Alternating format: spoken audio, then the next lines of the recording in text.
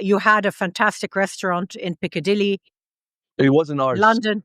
It Not wasn't ours. yours. No. It wasn't ours. This episode is brought to you by EFG Hermes One, your one app for investing in more than 35 stock markets worldwide. Welcome again to What I Did Next from A&T Media. I'm Malak Fuad. Last week, Azzam Fakhreddin told me about his involvement with the feature film Palestine 36, which premieres in London mid-October. On today's episode, Azzam tells me how he got started in his family hospitality business. You exist in my imagination as having gone to AUC, because that's where our friend group, our common friend group, that's a common period of your life. So you came to AUC from 87 to 91. I think that's very much the heyday of AUC and the heyday of studying in Cairo for our generation, you and me. Absolutely. What was that like for you? Look, I mean, I graduated from GCE, which was very young. I was barely 16, in June of that year, I graduated, I became 16, which was very young. And we were like a bunch of friends in Kuwait, Egyptian, Iraqi, Palestinians, So we all decided, especially with the girls around us, that they couldn't go at such a young age abroad. So we decided to go to AUC together. So we were a group of people. I mean, even in Kuwait, when we arrived to AUC, they're like, oh, the Palestinian Kuwait group. And what were you, like 20 people, masalan, or more? No. We were like literally 5 boys and 5 girls. 10. Oh, okay.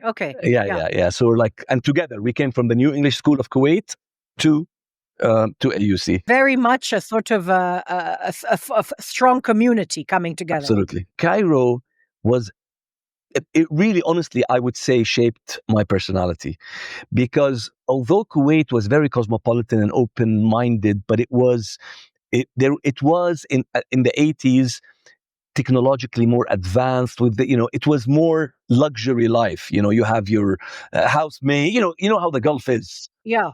And then you go to Cairo in the 80s and you need to be street smart. You need to For be, sure. okay, you're in AUC, but the minute you step out in Tahrir, you need to know what the hell you're doing, Yeah. And it's 4 years for me. First of all, I mean, all my really good friends, I mean, that lasted forever, you see, I mean, I saw you in Sahel, and I walk around on the beach kissing and saying hi to You know everybody.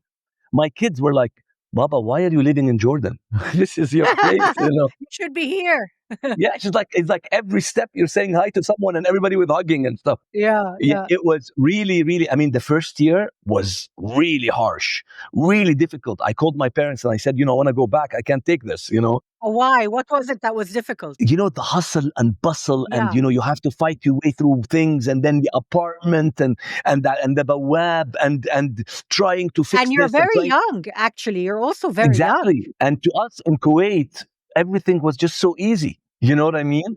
Yeah. But it really made me, I mean, even being the sociable, trying to, meet people's person, getting to know anybody, it really made a difference. And by the second year, I didn't want to leave that place. I just like my community, I would go on holiday, can't wait to come back.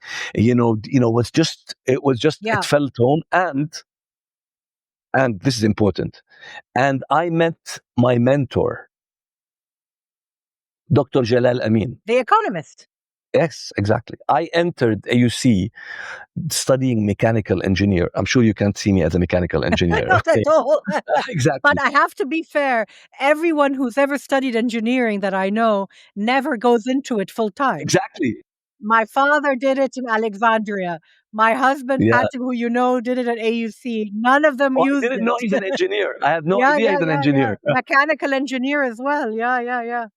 No, look, I went in there and I graduated from GCE with top grades. I was really top grades. I'm very studious. Yes. And I did so bad the first year. First, because I was psychologically disturbed the first year, and because I hated it. I hated calculus until I took Microeconomics 202 with Galal Amin. And I just listened to this guy. He wrote Whatever Happened to the Egyptians. Very small, easy to understand treaty on economics. Every book of Galal Amin I have read, and we bonded so well. And it's like I'm going to change my major. And every class for Jalal Amin I would take, I would stay over with him. I would pass by him. Tamer became my friend because I would pass by their home. He came to Jordan later on. We became friends. It's unbelievable. I loved his wife. I loved his children. I loved the way he taught, and I loved his sense of principle and ethos. And it's just it made me feel that I loved, and I did so well. And how did that help you in the future? The economics degree later, how did it became a foundation for anything you want to do after that, right? Absolutely.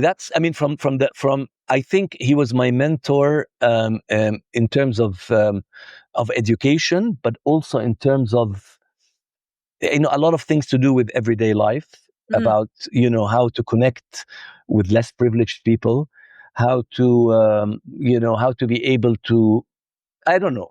It just, he made a big effect, and he actually pushed me to say, he thought, I want you to do the postgraduate study in LSE, because he had taught in London School of Economics. And in 1991, I wanted to go to LSE because Dr. Galal Amin he was teaching in LSE. But then, the Gulf crisis happened. It's always interesting for me because I think a lot of people I know, there's always one person who is not a family member that has an impact, whether it's a family friend, whether it's a teacher. There's someone along the way. For me, it was my aunt. For me, my aunt was my big mentor. She was at the United Nations, and I wanted to follow in her footsteps. There's always someone who puts you on the right path in terms of your profession, I feel, It's interesting. A profession and also shaping your personality. And the values that are important, and the values, even today, there are values that still resonate and you remember when you have to make a decision. I still think, what would she say if I was in this, if, she's no longer with us, but if she was still with us, I sometimes wonder, what would she say about this or that, or, these are important people in our lives, Yeah. Absolutely. Yeah. So you, after graduation, or actually before you graduated, there was the first Gulf War. That must have been difficult for you to be dealing with from afar. Yeah, I was in UCLA. We were doing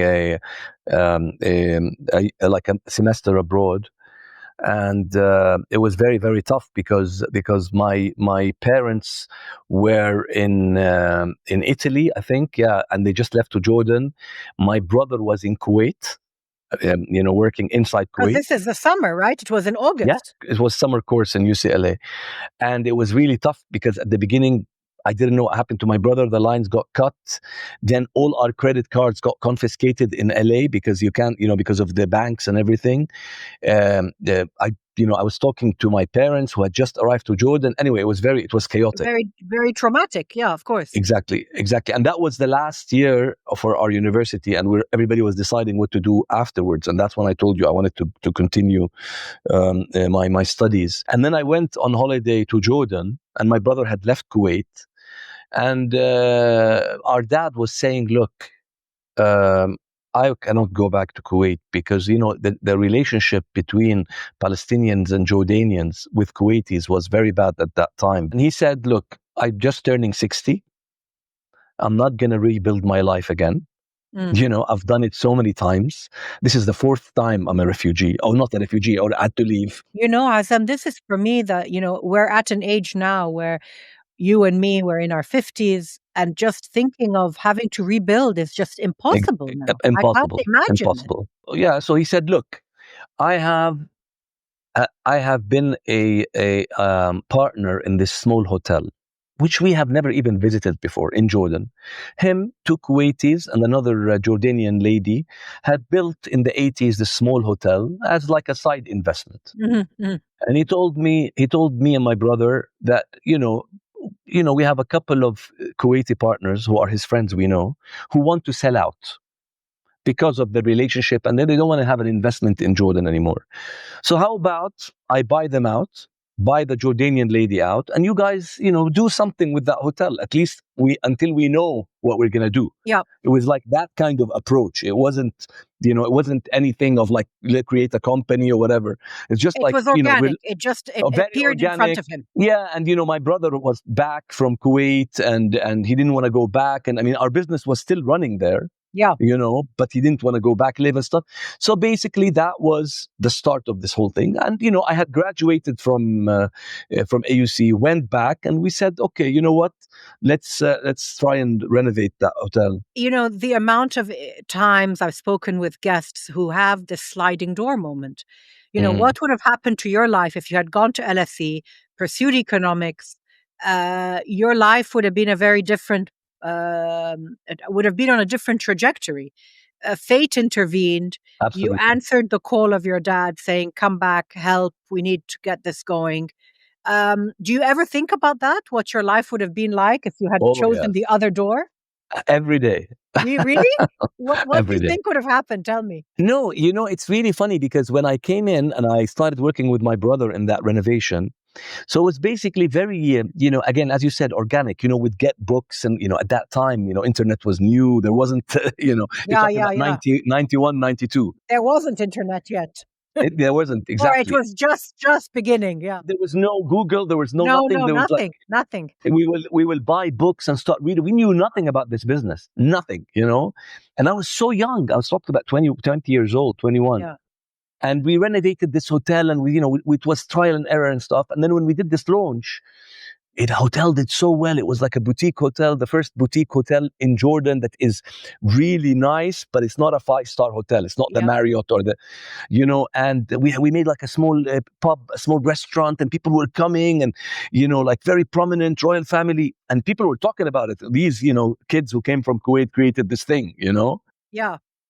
And I found myself good in this business. It was just, and I was so a people's your father person. was in the background, and it was more you and your brother. Okay. Yes, my dad was the financier. Yes. He was the PR guy, Yeah. but he was not anywhere or in the operation. Or, but that's super interesting, Azzam, because considering that you and your brother were so young, that you were given carte blanche to run with this. Yeah. Well, my brother is 9 years older than me, and he's worked with my dad when he was in Kuwait, and he took over anyway. So I was the young one, but he's like much older. Sure. But it was surely a big thing of my dad to trust us in starting a business that we've never known about. And in a place that you've never lived in before. Also. Never lived. And he paid for the hotel. I mean, he went and paid the share. I mean, to them, this is the thing with my dad. I mean, that's what's lovely about my dad. He's a risk taker. 100%. I was just going to say, he's a risk taker. Yeah. 100%. Always But been. I wonder, maybe that's from his own experience when you have to move around a lot. Maybe he learned the only way to really do something is to take that risk. Maybe, or maybe it's just his character. Also, he's good in reading people and has this instinct. I mean, I saw him worked with him, but he always felt I was also very energetic that way, even, I mean, when I was in AUC, I went to Japan with MUN, I'd have activities, I was always... He didn't stop you boys at all. He just let you do, he let you go. No. And he didn't mind us doing mistakes also. Yeah. Okay. And at this point, you realized this was going to be your future in terms of work. So you went to Switzerland and did a hotel school degree, postgraduate studies. Yeah, postgraduate. Exactly. I went there for a year and a half. Yeah. I said, okay, I mean, that period I opened the hotel, it was all organic, but I obviously said I have to have the education with it. Because when I came back, that's when me and my brother said, okay, now we want to start this, the hotel is done well. Let's just move on and make it bigger. And, the second project was Fakhreddin, of course, which is... Well, exactly. So then your surname is known around the Middle East and beyond. You had a fantastic restaurant in Piccadilly. It wasn't ours. London. It wasn't yours. No. It wasn't ours. Was that a franchise? No. Yeah, no. Let me tell you. So Fakhreddin is our family name. Yeah. Okay. But Fakhreddin is synonymous to a prince who is really our great grandfather. You know what I mean? Yeah. That even Fairuz made a whole play about Al-Amir Fakhreddin. Every time we used to go to England, people would say, oh, so the restaurant is yours. And we're like, no, but this is my family name. So when Oh, we got into this business, you know, and we got a house. It's a very historic home. It's the house of the first prime minister in Jordan during King Hussein, Hani al-Mulki. So we were offered the house, and at that time there was no. It was, I mean, a new thing that people would invest in a whole house to do a restaurant in Jordan. It's never been heard of. It was a very small community. It's a big investment, and I saw it and fell in love with just the location and the house. And then we talked about it, and then we started saying that it's really interesting that Jordan is in a Levantine. It's a Levantine country, but there isn't one fine dining proper Arabic restaurant. There was always this nice restaurants on the airport road, or yeah. like the ones that are in the suburbs, but not a proper one. Yes, And we started off with the idea rather than the name. I see. But then my father was saying, he's like, look, this is our family name. We earn it to have it in our family name. When we come back after the break, Azzam tells me about his love for football and his involvement with the Jordanian football team. This episode is brought to you by EFG Hermes One, your one app for investment across more than 35 stock markets worldwide. With EFG Hermes One, you can buy and sell orders in real time for immediate execution across multiple global markets. You can keep track of your favorite stocks by creating and customizing multiple watch lists, and make informed investment decisions with their advanced technical analysis tools to study market trends and investor behavior. So supercharge your financial journey and download the EFG Hermes One app on the Apple App Store and on Google Play and start investing today.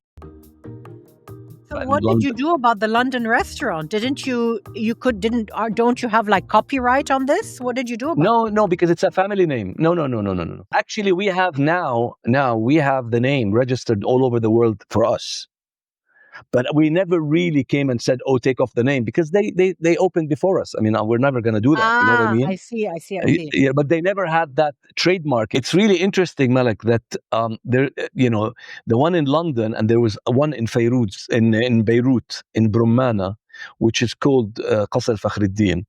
And when we wanted to open, we wanted to be very ethical.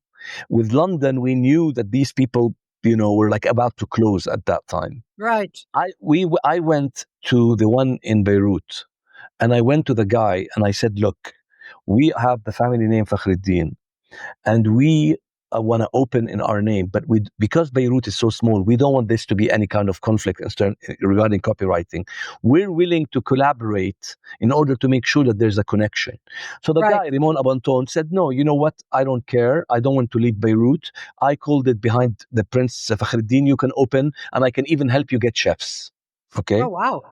And what happened, Malak, which is really interesting, that our restaurant became so prominent in the area, and it was so positively taken that was reflecting positively on him. So basically, people saying, you know what, yours is much nicer. You should improve your Lebanese one. You know what I mean? That's smart of him. Yes. It's smart. But I also think, in the Middle East, everything is word of mouth. So people in the end will know which is the real Fakhreddin and which is not. Yeah. Exactly. So you probably had that in your corner, so to speak. It was fine. So since then, Azzam, you've been in Jordan ever since. You made Jordan your home. You've lived there all your life. You're married. You have children, and you never lived anywhere else. So no, I mean that was the base, Malak. I mean, after Fakhreddin, we opened so many. We have like 15 brands now all around, and all fine dining and fast food and cafes and stuff. But maybe centered on Jordan or elsewhere? In Jordan, but we have now. My nephew is running a restaurant in Berlin called Simsim. Right. I went, Jordan became my base, but then I did other stuff. So I went to Barcelona. Yes, I know you've got businesses in Spain. I have like an apartment hotel. We had 2 boutique hotels there. I went to London, did a real estate company, that was investing in student housing and nursing homes. So basically, also the hospitality part was also a real estate part, because everything we run, we own. So They're complementary, aren't they? They're complementary. Exactly. Yeah. So it's a base. Jordan has become my base, but I mean, there are, and even Cairo. I have a restaurant in Cairo that's been there for 25 years, doing very well. Tell me about your involvement with the Football Association in Jordan. That stems from what? Just being a passionate football fan, or? My partner would laugh because when we wanted to go and do business somewhere, part of it was also to invest and get a golden visa to have just, during the Arab Spring, everybody wanted to have a second choice. Sure, So sure. I ran and said, no, we go to Barcelona. He's like, why Barcelona? We can go to Portugal. No, we go to Barcelona. It's because I wanted to watch the matches there because I knew the president of Barcelona Football Club, Joan Laporta, and he's, I used to go there and we go watch it. So yes, I'm a very, very big football fan. And also, Prince Ali here, Yes. bin Hussein, the king's brother, he runs the Jordan Football Association. And I know him well. He's a friend, and he knows, how passionate, and I have good knowledge. So I was asked 4 years ago, to join the board. They were reforming the board. They wanted something, much more organized and much more progressive in the way to think, in order to take Jordan in the Football Association into a different. And that's an ongoing thing that you're involved with. Ongoing, and we are very proud to say that we did such a good job. We reached the World Cup for the first time in history now. So now the Jordan football team was the first Arab country in the world to reach the World Cup of 2026, which is huge for Jordan. That is huge, of course. I've never been nobody even thought this could happen. And are there Jordanian players in any of the international clubs? Yeah, there's Moussa Ta'mari now in Rennes in France. He's the first Jordanian to go to the top 5 leagues. Right. But now there's so many of them in the because we also, besides reaching the World Cup, in 2 years ago we reached the final of the Asian Cup for the first time in history, also in Qatar. So it's not a coincidence that we reached the World Cup, but we've approached the whole. Every business in the world is a management issue. Yes, of course. So the board was sitting, looking at grassroots, looking at getting the right management, and now the whole Jordan is like a national unity behind the club. Yeah, because they're going to be there in the World Cup in the States, Mexico, and Canada. Thank you for joining me today. I'm super proud and excited to announce that What I Did Next has just passed the 100-episode threshold.